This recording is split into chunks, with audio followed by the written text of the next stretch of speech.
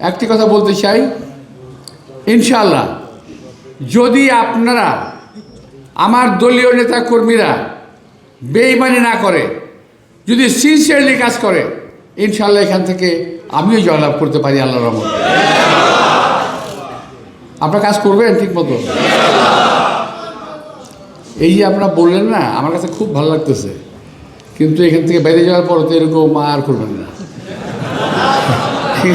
এখান থেকে বেরিয়ে যাওয়ার পরে শোনেন, এখানে যে কজন লোক আছেন, যদি আমরা হাতে গুনি, এক একজন লোক যদি 10টা করে ভোট কালেক্ট করতে পারেন, তাহলে নির্বাচনে জিততে কোনো অসুবিধা হবে না।